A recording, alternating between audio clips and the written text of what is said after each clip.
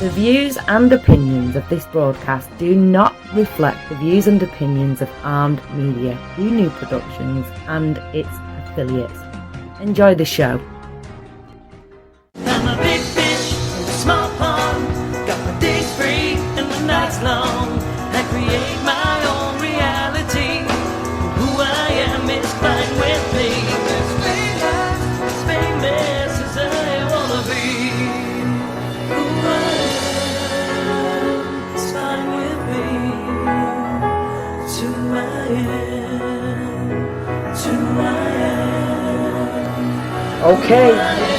Okay, we're coming in. Hi everybody, it's Maria from What's the Story with Maria. How's it going?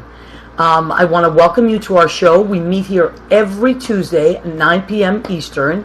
We are coming to you live from New York City, and our guests start popping on right away, and we want to acknowledge them. Edie Gershman from Chicago. Hi, Edie. Suzanne Murray has joined us. Linda Marie has joined us. Hi, Linda. Krista Piero, the wonderful Krista Piero. Antonetta Siciliano has joined us. Justine Mary. Rena Crunali-Berge, that's my cousin. Kian Nelson from Philly. Daryl Mossberg, he is in New York, but I think he's from Chicago originally. We have a lot of people from across the country already. Charles Caselli. Hi, Charles Caselli. Long time no see. Hey, Sue.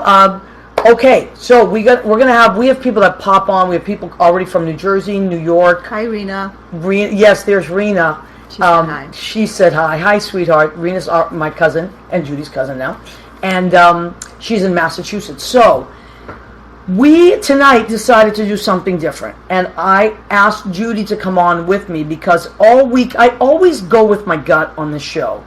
All week I was like, do I want to go in this direction? I had some comedians on, I had some this on, but this week I was so pulled in a completely different direction that I couldn't bring myself to book talent, as they say, or creative people. I just was kind of really sad, and I couldn't get myself going out of that sadness.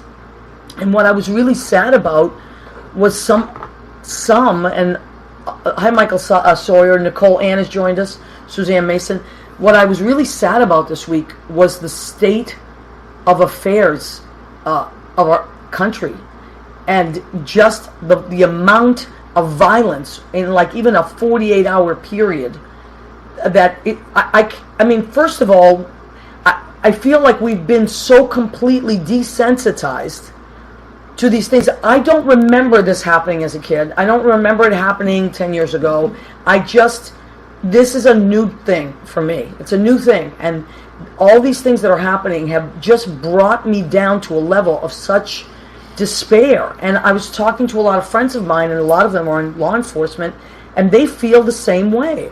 And Judy is very political, as am I. Sometimes we're political in a little bit, we have a little bit of a different way. Judy is very fact-oriented, and so I asked her to come on with me because she has a lot of facts to share. John Pandis has joined us. John De Palma has joined us. Rosemary LeBlanc. Isabella Raskowski, that's my cousin Marisa in Massachusetts. So a lot of nice people are going to come on. So what we're going to do tonight is we're going to give you some facts. Judy's going to give you the facts because she's better at that. I'm a little more on the emotional side of things. And then we have Lieutenant Carol calling in. She is a retired New York Transit Police lieutenant, and she now lives and teaches in Arizona. And she and I have been communicating quite a bit over all this. And Sergeant Sue, who is a retired sergeant from the NYPD, who's they're both great friends of mine that I love, and I respect their opinions highly, and especially not just criminal justice, but in matters of the country, because they have information that we would never have, and they can shed some light on some of this stuff. So I wanted to bring them in because what I want to do with the show tonight is I want to try to start to heal, and I want to try to bring in the country. Renee Stanley has joined us, Belle Parker from Wisconsin. I want to try to use the show tonight, not just for entertainment, but to spread the word, because I feel like we're literally being unraveled. And some of us are listening to this, and some of us are listening to that, and people are scattered. And what we all have in common is complete and utter fear. I don't know. I'm going to speak for you as well. Everybody's freaking out. Dana, Craig has joined us. So anyway, Judy was doing some research, as Judy does. Judy's a researcher. So Judy, tell us some of the facts that you came up with on all this. These are just numbers we're going to throw at you. Okay? So go ahead, Judy. Come up, tell them about some of the stuff that you were telling me about. Well, if we're just talking about mass shootings, the number is really so staggering. If you just do some research and you just Google some,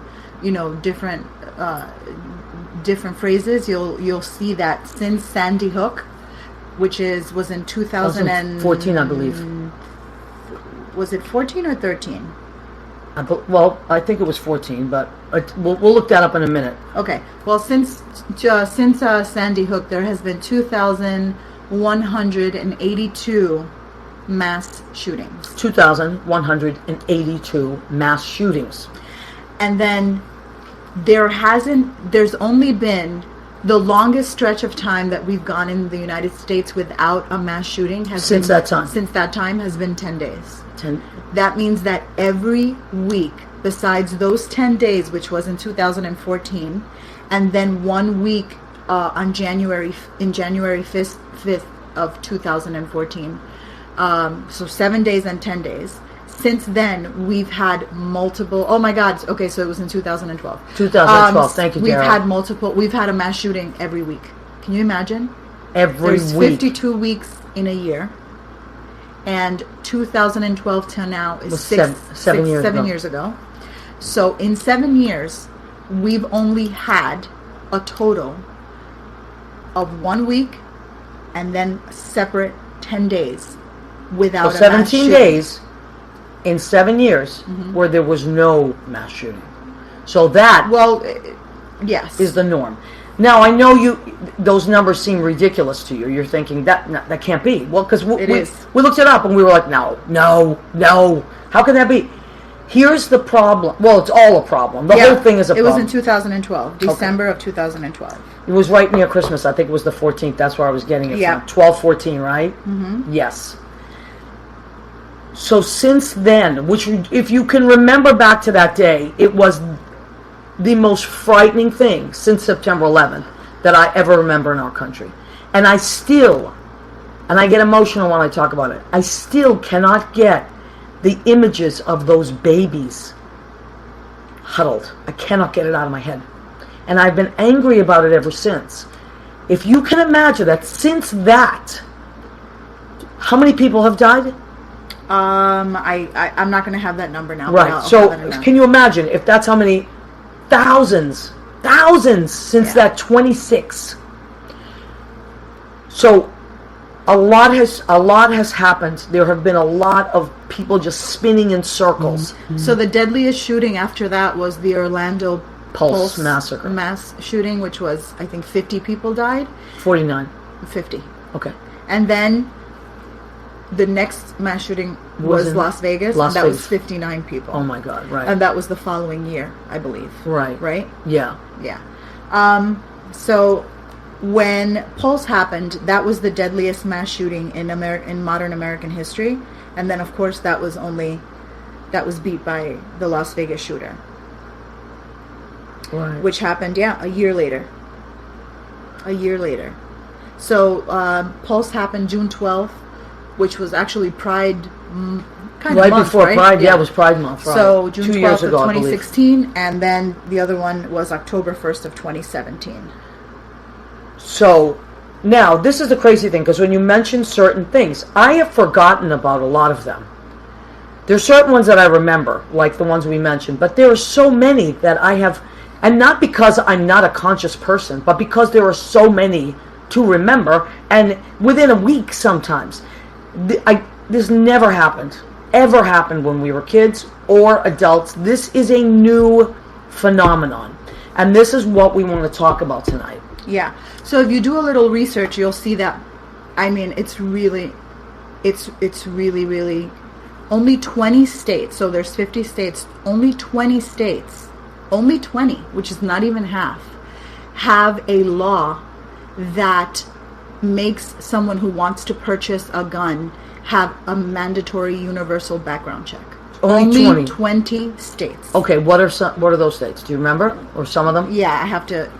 We'll go in order because okay. So you go in order. I'm sorry, you have all these facts. I don't want to mess you up. The United States, if you graph it, which is so funny. I'm such a geek. I saw this graph. I didn't know I'm like, what is that? I saw this graph, which probably has reflection right now. Go ahead. But this graph, I saw this graph, and I'm like, oh my god, this is part of like my art project that I just did in school. When you collect data and you figure out like you put data together.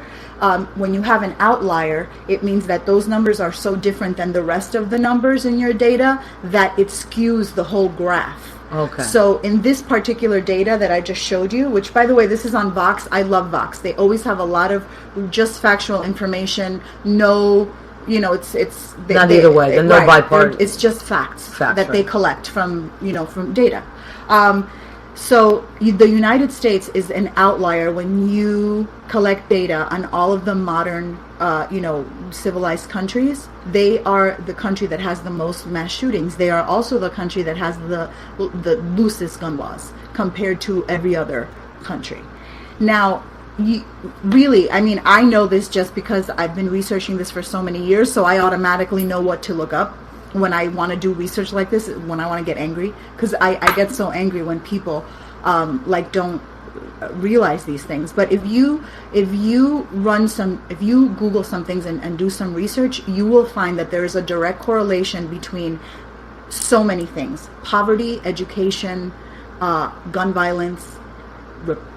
Unfortunately, I hate to say this, but Republican states and Democratic states, because actually the blue states have stricter gun laws for the most part than the red states, and the blue states also have better education for the most part. I mean, if you look at the top 5 states with the best education in the United States, they're all Democratic states.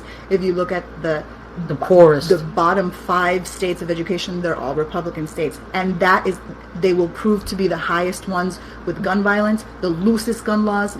Two of them being Mississippi and Alabama. Yeah, right. 2 states, I don't know who they are, but I will know in a second. 2 states have 0 gun laws, no gun laws at all. And I think it's Idaho and Montana, but I'm not sure. And then, like I said, only 20 of them you have to pass a universal background check. I mean, can you imagine? I want to get a driver's license. I have to go to the DMV. I have to take an eye test. I have to drive. Then I have to do more to drive a car than I have to do to own a gun. Not all motorcycle. I had to get a motorcycle license. That's a whole different thing. You have to take classes. You have to pass all kinds of things. If there's anything like that, think about it. In order to cut someone's hair, if you're a hairdresser, how many hours is that? Thousands, like at least 1,000 hours of learning to do that. The magazine ban, like for machine guns, I think was passed. I know it was passed in 1994. So it was banned federally by Bill Clinton, and it was let expire in 2004 by the Bush administration. And I don't want to blame them because I don't know the details on why Obama didn't use executive order or do something to reinstate that. But it wasn't. Well, he had a Republican Congress. He could have, ways around it. But okay. It wasn't reinstated, and it's really insane. That's the assault. That's the assault rifle. Interestingly enough, the NRA is not even the biggest lobbyist in Washington. Oh, by the way, speaking of Washington, they have very strict gun laws in Washington, D.C. Right, because the politicians are very smart to protect themselves. Of course, we want to keep them safe so that they could run the country for 40 years without getting elected out of office. What was you can hop in here, so I lost my train of thought. So these are a lot of facts that Judy has, and that's why I like to bring Judy on, because she's very fact-based. Now, what blows my mind, and what I want people to think about tonight with the show is what has happened. Whether you own a gun or not. I don't own a gun. I don't need to own a gun, okay? I have friends that do. I have cousins that do. They're hunters. I have friends that are marksmen. I have a lot of friends in law enforcement. 2 of them are going to call in tonight. and they... Leo came on. I know, Leo came on, and I think Gina, hold on, my cousin Gina, I don't have my glasses on. Hi, Gina. We have to clap for Gina. Hi, Gina Savino. Happy birthday, sweetheart. It was her birthday week this week. So we know a lot of people that do have guns and are very responsible gun owners.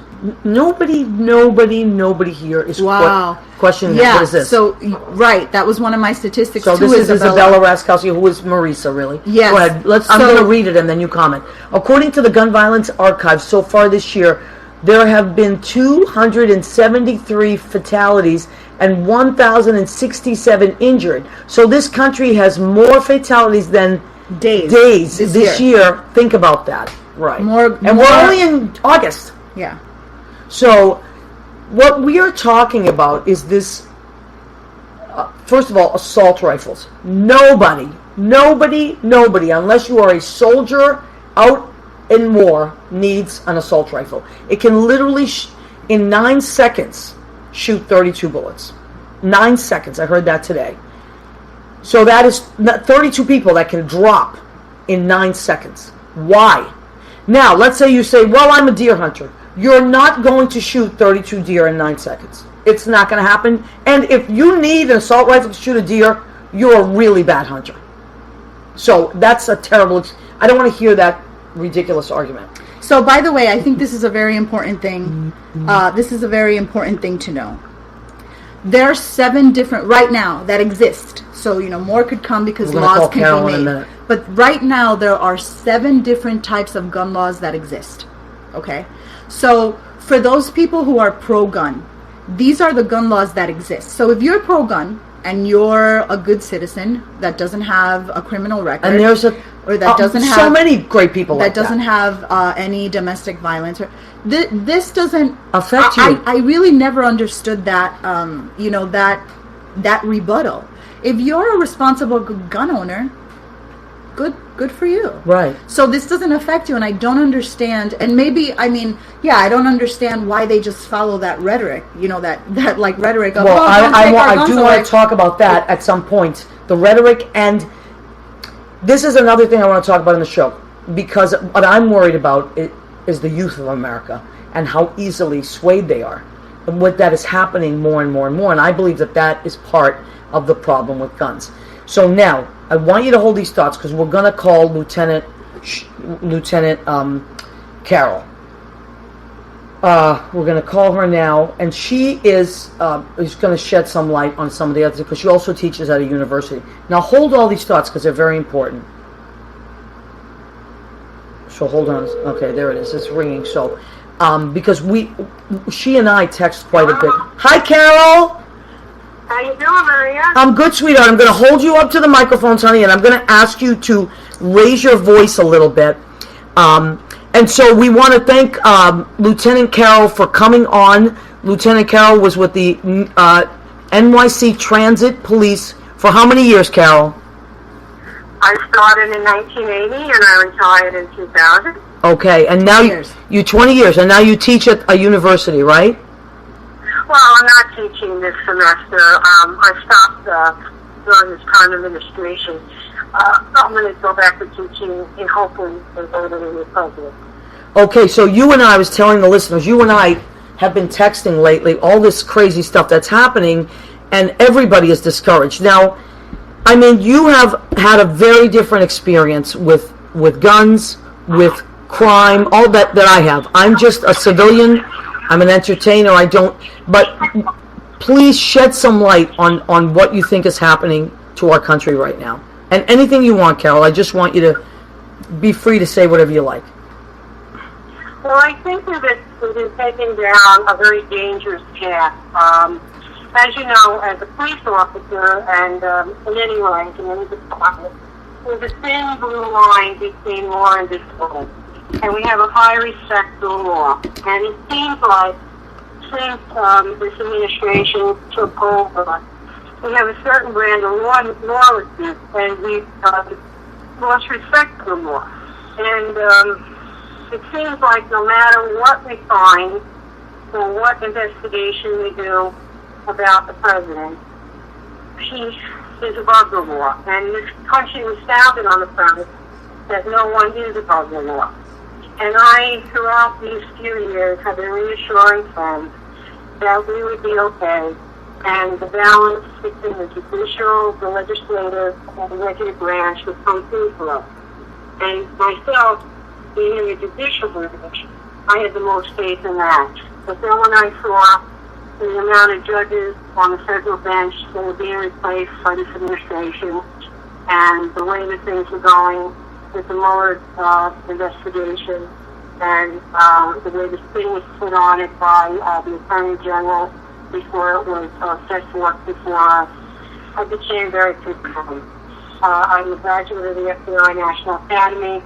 I know the men and women in the FBI. I know how dedicated they are to integrity, bravery, courage. And to see them reduced and taken apart in the way that they were makes me very concerned. I feel that we're being led down a path of fear. We're being divided and conquered through hate. And if we study history throughout the years, any time a regime or a government uses hate to divide people, that's when the people are conquered. And I never thought the United States was in a position to be conquered. So what I wanted to share with Maria, I'm 63 years old now, or I will be in 13 days. Happy birthday. I never saw a time, thank you. I never saw a time in my lifetime, as a professor, as a cop, as a private investigator, as a human being, where I thought it's so important to vote and to make a choice in our lifetime to choose love and to choose candidates that were for the collective good of the people, and not a group who are complicit in professing the language of hate, division, and greed, which is what I'm seeing now. We really need to vote. And it's funny, I'm sitting in my vehicle because I was just out to dinner, and as I'm sitting here in my vehicle, a woman is walking in front of me with a T-shirt on, and it says, "Voting saves lives." Voting saves lives. Wow. Appropriate. Very appropriate for what I wanted to say. This is the most important thing to do. It's the only power we have left. You have one vote. All together, if we all vote, we can win. We really have to vote, and we have to vote for love, and we have to walk away from all of this fear that's going on. Yep. And Carol, I mean, one of the things, I always love, what you share with me via text or online or whatever, but one of the things that really struck me is you sent me a picture recently. It was I thought it was the same guy.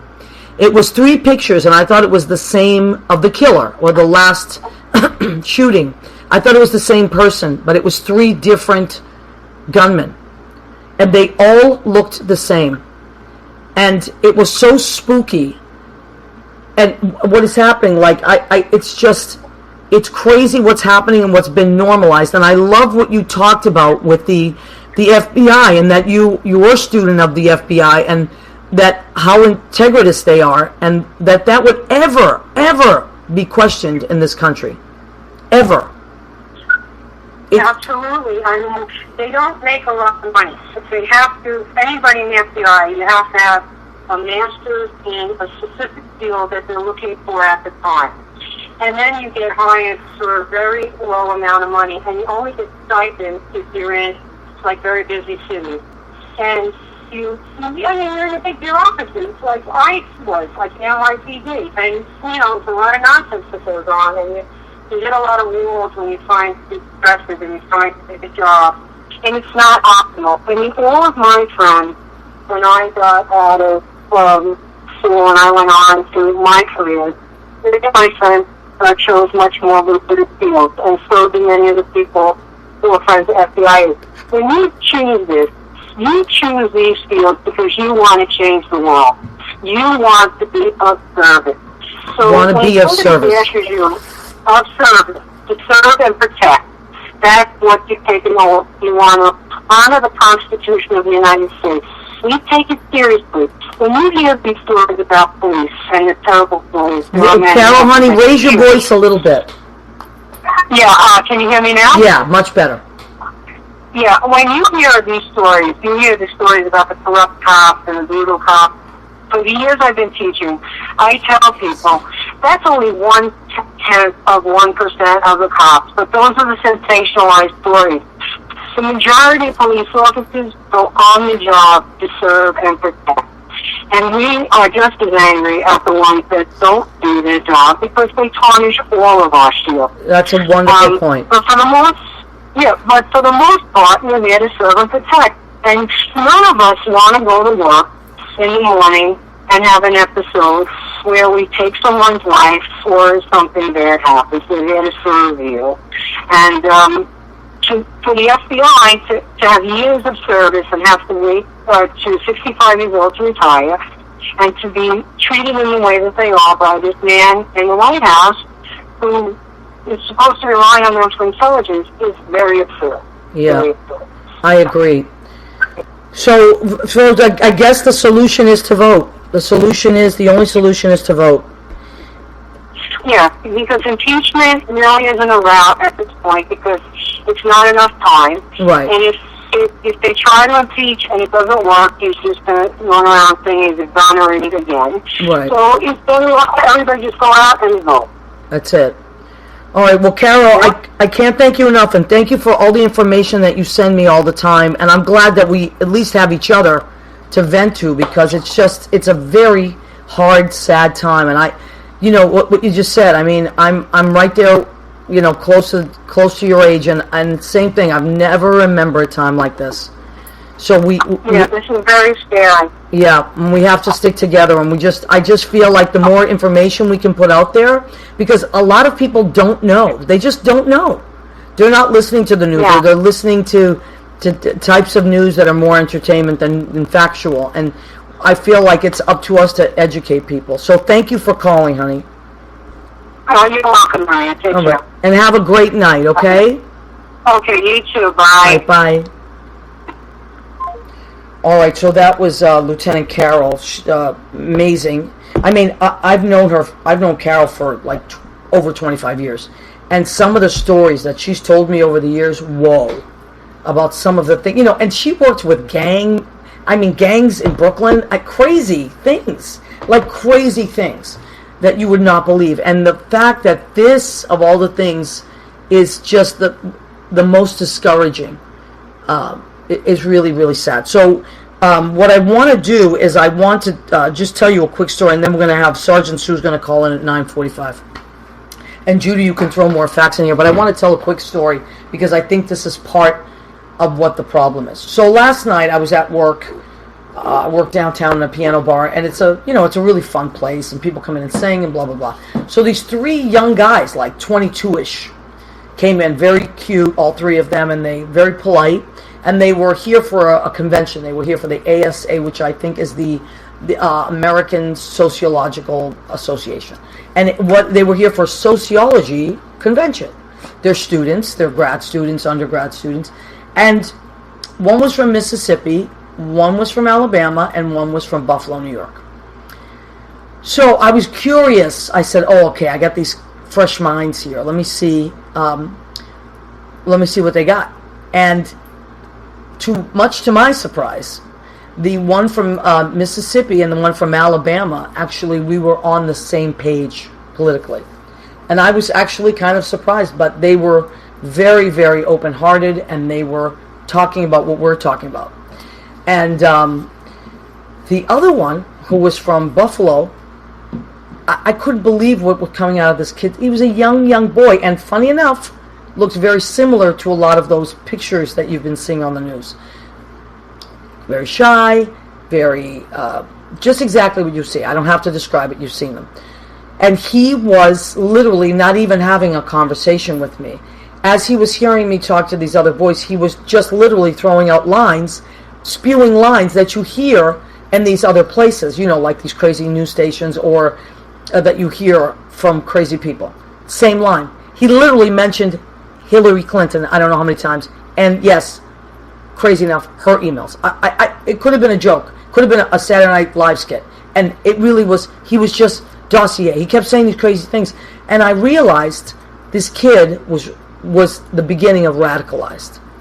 And I actually stopped him, and I said, stop it right now. I'm going to tell, this is what's happening to you. And I froze him in his tracks, and the other two looked at me like they literally were giving me the thumbs up, because they couldn't talk to him. And I said, I'm old enough to be your mother, I'm telling you right now, you are being led down a path that is very, very scary. And I realized what was happening to this kid, because I kept, every time he threw something at me, I threw something at him. But I did it with a lot of love. Like, I didn't want to just yell. I was like, sweetheart, you are literally falling down a hole. Do you understand this? These are not your thoughts. You are too young to be having these thoughts. And this kid literally fixed on me, and less than an hour later, he said to me, can I hug you? I said, of course you can hug me. And he was so attached to following me around, and he's like, can we talk more about this? Can we talk more about this? And I had this epiphany that I think what is happening, the exact same thing that happens to ISIS youth that is converted, or people are pulled out or radicalized for, is exactly what's happening to this youth. That they are lost, they are shy, they are people that don't have sense of self, they are followers, they are angry. Well, I think that the better way to describe that is that people that are normally lost and that are normal followers and that normally don't have a sense of self now feel like they are empowered to attach themselves to a cause so that they can hate someone other than themselves. Perfectly said. I couldn't have said that better. I think that it's better to say that than to say that all. Because I know a lot of youth that is very passionate, right, and very encompassing and in love with everything and wanting, gun laws. I mean, look at the high school students from Parkland. Yep, I agree. Those kids are amazing. What came out of there is really a resilient bunch. Right. But I think that what this administration has done, is give power to the people that feel what you just described, right? Because they, for the most part, were just quiet kids that would go into school that other popular, maybe more, good-looking kids would make fun of. And now, if that person is all of a sudden, maybe that person who made fun of them is, Hispanic, is, Asian, a minority, a girl, gay, something. Now they're like, yeah, well, I'm white, and my power is that I'm white. Right. So, and I can hate you now. You're the one that I hate, and you can't hate me anymore. So, today... But you know what? I'm going to stop you in that, because I didn't even see that. I don't even see that. I think that they're just, these kids are vapid. These particular, the kind of person profile that would do this, right? It's not your everyday person, and it's not all kids. It's not a no. It's this particular profile of a person, and it could be a girl, any age. Any age. Yes, it happens to have fallen in the last. The Vegas shooter was an older guy. Yep, but I'm going to show you. This is just some. I want to show you this picture. These are just some of the people that have committed these crimes. Do you see anything in common? I do. I don't have to say it. Okay. So, what is happening is exactly what you said. They're being empowered. Now, if you're someone that's lost in the world, you don't find your place, and you hear someone say on television, we are being invaded. They're coming. They're coming across board. They're coming in caravans. We're being invaded. We need to preserve our nation. What happened to that caravan? It never got here. No, it never did. I don't know. Go pick them up. But it was right before the election. That was interesting. But if you hear that and you're sitting in your room and you go online and you're like, I'm going to help my country. I'm going to do something. I'm going to get rid of these people. They're invading us. They're infesting us. They're trying to take away what we are. This is exactly what happened in Germany in World War II. Exactly. People, though they were radicalized, these young boys, because I haven't seen a girl yet, I mean, maybe there will be, but it's all young boys, young white boys, they're being radicalized. Just like in ISIS, there were those boys that were being radicalized. So nations have these. It's not just, but this is the first time it's happened in the United States. Pay attention, people. This is very scary. Yeah, listen, the point is that, knowledge is power. Yep. That's the bottom line. And I am such a advocate for education, and I really think that the majority, I always say this, but we live in a bubble because we live in, New York, New Jersey, and we live Massachusetts, in California. the Northeast area where most of this it's hard to live here. You know what I mean? You have to hustle, you have to work. We live with all sorts of people. We have to take the train, the bus, we have to socialize. We're right. Oh, this is Sergeant Sue. Okay. Hi, Sue. Hold on, honey. Let me put you on speakerphone. Hi, sweetheart. How are you? Good. How are you? I'm good. I miss you, honey. It's good to hear your voice. I know. It's nice to hear your voice, too. I've been listening to you guys. Awesome show. Oh, thank you. Well, I was going to call you anyway this week, but, sometimes I know what you folks have been through, and it's almost like I don't want to awaken that sleeping bear. I know you're retired now, and I almost just want to leave well enough alone, but I always love what you add. Like I see on Facebook or, when we're talking or texting, and I feel like you have seen things that no one will ever see because of your line of work. And I know you're retired now, but I'm sure that stayed with you. And you posted something when I posted the promo, and I just want you, whatever you want to talk about, Sue, because this is Sergeant Sue from the NYPD. She is retired now and lives in Florida. But to tell me what you're seeing as a law enforcement person and also a teacher. You taught at the academy for many years. You know what? I've been watching your show, and there's so much. I mean, everything that Lieutenant, Carol Santameo said was absolutely true. What I personally see in this country, though, I see a lot of apathy. Apathy. People aren't voting. Millions of people in this country did not vote in the last election. And we need those people to vote. We really do. And that's a big issue. And I know there's gerrymandering and all kinds of reasons why they big time. There's so many. We need to get them out. Yeah, that is such a big. Thank you for saying that. That is such a big problem. Gerrymandering is gerrymandering, and also the judges that are being appointed. Yeah. Because they're being appointed to allow gerrymandering, and it's impossible to. I feel like it's impossible. I don't want to say impossible. Maybe that's the wrong word, but it's gonna be so difficult to overcome this evil because Maria taught me this saying, and I love it. Great spirits often receive violent opposition from mediocre minds, and that was Einstein said. And that. Right now we have mediocre minds, and that's actually giving them a lot of credit in running our government. Right. And so it's going to take every single person everywhere, especially in those swing states and those states where, if you have to wait 8 hours, you better wait 8 hours. You better wait all that you can wait. But even still we might lose because there's so much cheating. And it's so, you know what I mean? So like we have to do everything. We have to vote, we have to go to the streets, we have to, it's a revolution. That's why when I talk to people and they talk to me about AOC and the other representatives and or like Bernie Sanders or all these people that are really just kind of like causing havoc, and everybody's trying to label them like leftist and blah blah blah. The thing is that we're not going to change our entire political system in one election.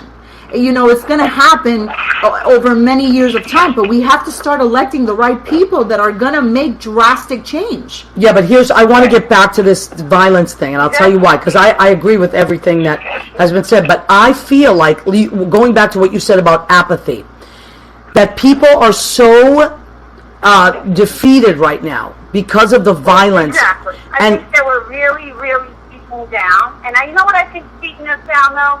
Honestly, Maria, it's not just the violence, it's the lies. It's the lies. And the divisiveness. It's the divisiveness from the POTUS and McConnell and the whole administration that they're just taking us down to the lowest common denominator, and we're becoming numb to it. The country, you can only take so much emotionally and mentally that the lies just come every single day. And I mean, well, Sue, let me ask you something. What the person's supposed to do? The average person's working their ass off, trying to make a living, trying to get through the day, and they're just being beaten down by lies, and they don't know what's a lie and what's the truth anymore. Right. Now, you live in Florida, which is very different, I'm sure, from New York. Yeah. And the way... And I live in like a Republican enclave. I live in a retirement community that's like 98% Republican. Yeah. And are they still buying all the lies? Yes. Oh, yes. Absolutely. Yeah. I go to Florida all the time. It's just about party. It's really party over country. Yeah. In my opinion. Yeah. So they're still holding to it. Do you ever hear anything where they're scared of all the mass shootings? Are they frightened at all? They don't really mention it. It's funny. I had a golf tournament the other day, and 3 of us were Democrats sitting at a table with a person that was a Republican. She was a Trump supporter. And I said to her, I said, so I started going over the thing about the tariffs, you know, and, you know, we're giving like farmers checks, you know, like welfare checks because we're bankrupting farmers. Right. And going through all these things, you know, like these late Trump things. And she looked at me and she had no idea what I was talking about. Right. Well, that's what I'm talking about. Because they don't care. That's why. They don't care. I don't know what you're talking about. And I said, these are things that your president is doing. Right. So I said, this is what he's about. And she goes, well, I don't like him as a human being, but I like his policies. Do you know, I've heard that, I've actually heard that so many times. Yeah. And so many times I can't even tell you. And you know what I've realized, what I've defined that as? It's okay, he's giving me the authority to hate somebody else. Right. That's basically, that is it. That is it. I've met so many people, and I try to talk to them about politics. And when I get down to their really nitty gritty, they're just self-loathing people that want to hate someone else and not themselves.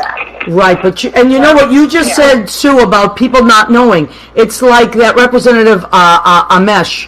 I can't remember where he's from now offhand. Maybe Nebraska, but who just literally went from the Republican Party and became an independent because he couldn't take it anymore. He was having a town meeting, and he said what blew his mind was that most of the people in his district had no idea what was going on. Because they're being lied to. They're watching news stations that tell them other things. Like, for instance, a few days ago, when the 2 mass shootings happened within 24 hours, where the Dayton and the El Paso happened within 24 hours, I said to myself, I always do this. I watch MSNBC, CNN, and then I go to Fox just to see what they're saying. Because I want to see across the board what America is hearing, not just what I'm hearing. And Fox News was not even covering it. They were talking, they had a segment on called Socialist Silliness. This is on the day that 40 people had been slaughtered. It's awful. So their listeners are not hearing what we're hearing. Yeah, it's really, you know, this is the time of my life. I never thought I would see this. You said it before. You never thought you'd see this apathy and this willingness to accept lies like this. Like, you know, I mean, Mitch McConnell needs to go. He needs to be voted out immediately. I mean, I think our priorities need to be, not only Trump needs to go, but Mitch McConnell has to go. We have to retake the Senate.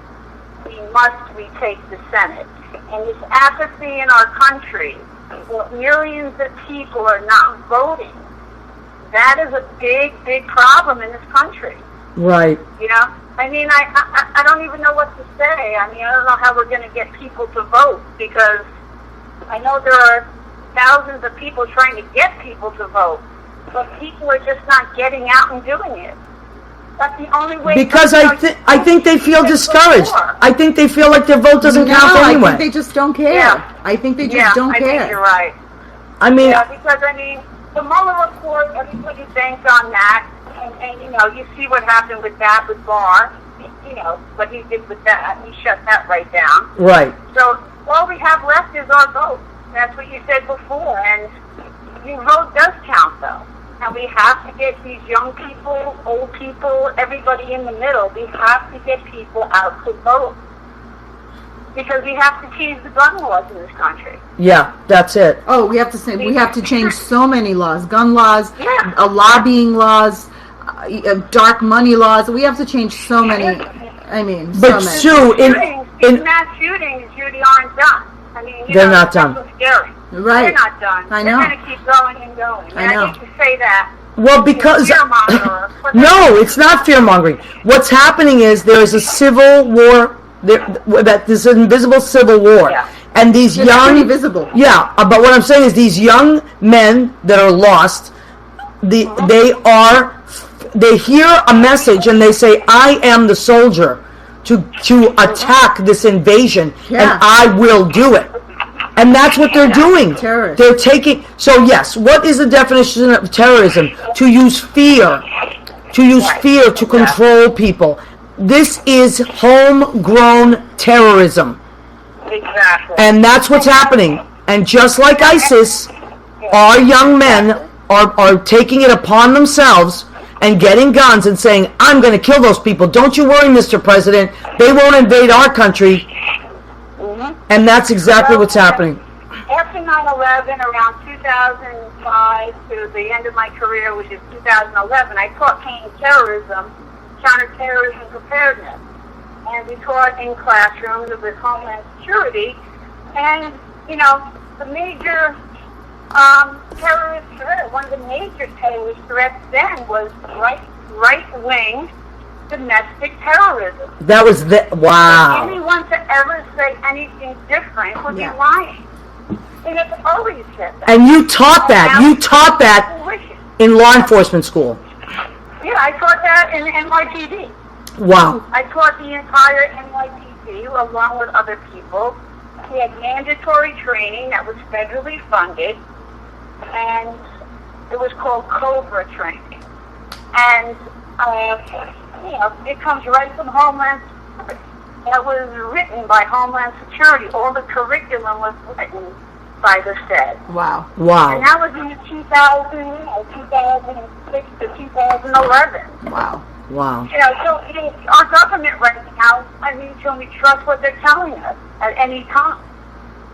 That's the sad commentary. Can we trust anything that comes out of the White House? Well, not now. Not now we can't. But No, we can't. No. well, Sue, we can't. listen, I want to thank you so much for your honesty and all your knowledge and your heart, and I really appreciate it, honey. And I'm Oh, gonna. you're welcome. I love you. You know that. I know. I love you It's too, been a long time, sweetie. but You're doing a great job. Thank you, Getting the word honey. out. And I'm going to have more shows like this leading up to the election because I just want to keep informing people. So hopefully I can get you to call back. Okay, cool. All right, Well, love you, let me know, sweetheart. so. And I'll talk to you soon. Keep up the good All right, fight. ladies. Take care. All right, bye, honey. Wow. Oh, my God. Okay, so you see, we're running out of time. This show went so fast. We have 9 minutes left.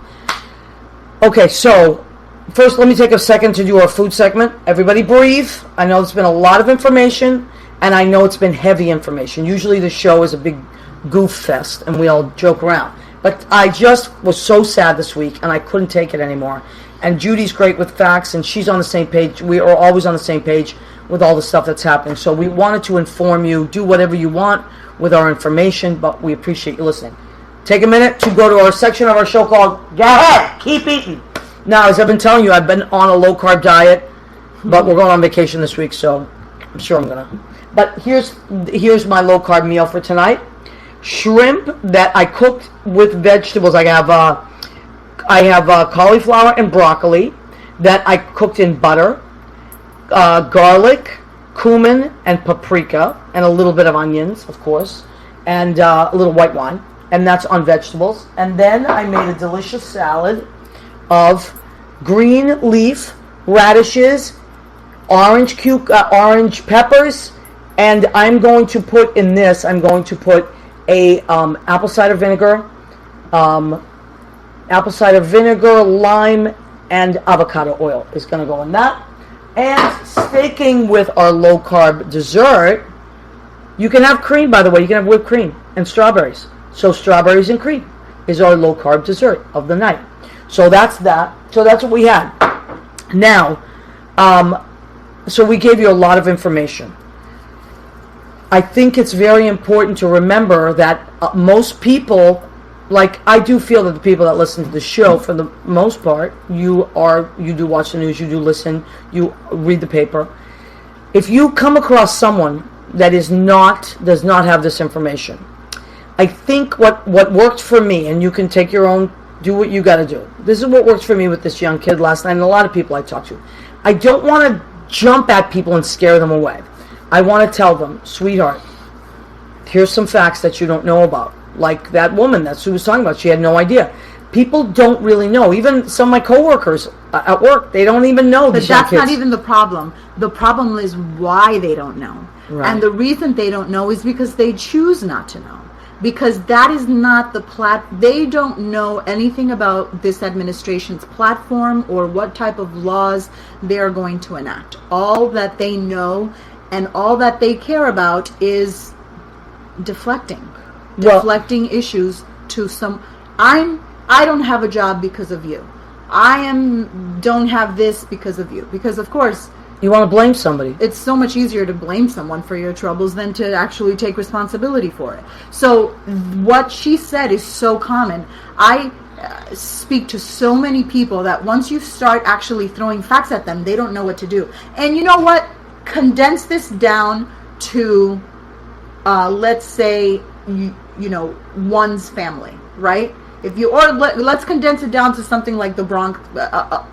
What's that movie? The Bronx Tale. Or a movie where someone from the ghetto does very well, and then the rest of the ghetto is like, wait, why are you doing so well? Right. But the person that should be praising is the person that does well. Right. Instead, they're trying to bring that person down. Right. That's literally the same thing on a much larger scale. Because it's easier for people that are failing to pull down than for them to start working hard enough to get to that level. Right.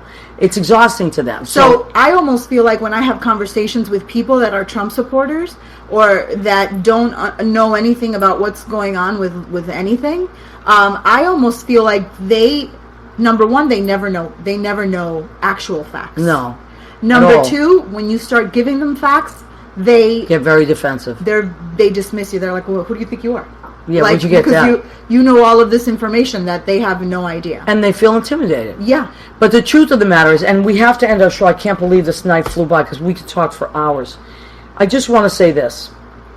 All right. Yeah, people will be apathetic until it affects them, like that senator whose daughter was across the street from the second shooting. Right, in Dayton, Ohio. So I heard him on the news on 1010 Wins in New York, which is NBC.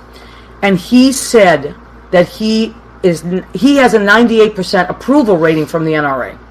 And again, we're not targeting responsible gun owners, guys. Forget that. We're talking about crazies and that they should not be able to have guns. So this guy said that he had a 98% approval rating from the NRA, that he would never have voted for these bans, ever. And guess what happened on that day? His daughter and her best friend were at the mall, and they were literally hiding from the shooter across the street, and they called their dad, who happened to be a senator, and they were freaking out. And he said, until I heard my daughter's voice and I realized that my 16-year-old was going to be killed, did I wake up. That's I have chills. Because why does it take that? Why does it take that? Let me explain something to you. And we have to end the show, but I want to leave you with this. Because most of our listeners are first generation from somewhere else. First. And some listeners are actually immigrants from other countries that are American citizens. Today, they're trying to pass a law today that not only discriminates against illegal immigrants, but legal. That means if you came from another country, your parents came from another country, all of a sudden they're going after you, and they can try to deport you if they feel that you're going to take anything from this country. That includes Medicare. So that's my grandmother, by the way. That's my aunts. Those are all your uncles and aunts and brothers and sisters, and some of you were born in other countries. That means you. That doesn't mean the scary invasion that they're telling you is coming across. That doesn't mean the people in farms that you think they tell you are taking your jobs. You don't want those jobs anyway. And when they went to Mississippi, how much time, Jimmy? think we probably have less than a minute. But that just goes back to empathy. Les, thank you, Jimmy. Thank you, Jim Bell. Thank you, On Radio. That's our mother station. Go ahead, Judy. And Jimmy, close us out when you have to. That just goes back to empathy. Because if you're a mom, a dad, a sister, a brother, a friend, a human, and you don't feel anything when these little kids are dead, or when there's a mass shooting, until it happens to your direct relative, then what kind of person are you? If it happens to them, it could happen to you. Right. It's just the law of attraction. What makes you think that it wouldn't? So it all goes back to that. It all just goes back to... I know, we're running out of time. So much to talk about. We will come back on periodically and do these shows. Most of the time my show is an entertainment show. And we love that you came back. We love that you stayed. Please go back and listen to the show. Please just love one another. Start accepting one another. Nobody is trying to take anything from you. We're trying to all coexist. We have to remember that. This is the United States of America. I wore my America shirt today. This is a beautiful country. We have to stop listening to these crazies. Okay? Or we can just move to Paris. I love it there. All right. We can do that too. Good night, everybody. We love and appreciate you. Thank you, Lieutenant Carol. Thank you,